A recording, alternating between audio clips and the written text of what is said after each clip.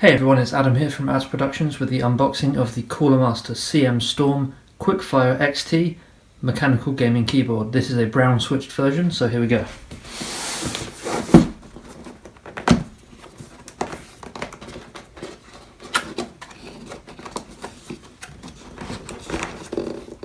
So let me just go grab a knife, 1 second.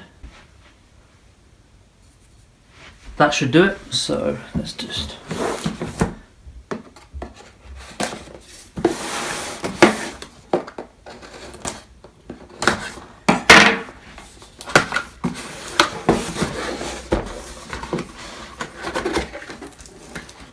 So straight away you can see, if we just turn this off, you've got the user guide. I'm pretty sure I know how to use this, but it might be handy.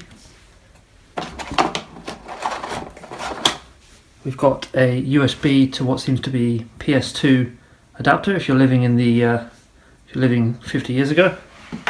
Obviously not 50 years ago, but you get my point. Got the USB cable here, as well as some spare switches here, as you can see. We'll go into these later in the review. And there's nothing else behind these two, so here we have the keyboard. Seems to be in a sleeve, which is good. Just over.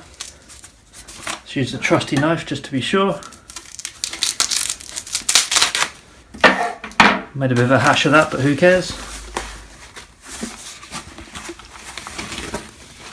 And there we have the keyboard itself. On first impressions, it's heavier than your normal keyboard, but that's to be expected.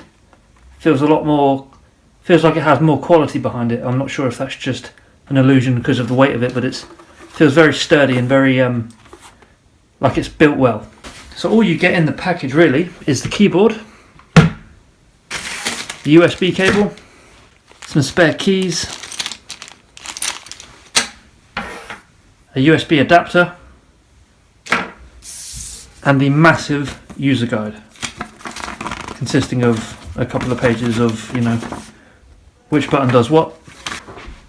Thanks for watching the unboxing of the Cooler Master CM Storm Quickfire XT. A review will be coming out in the next couple of weeks. I just want to have a chance to actually use the device and get my impressions, what's good, what's not, to give you a fair and balanced review.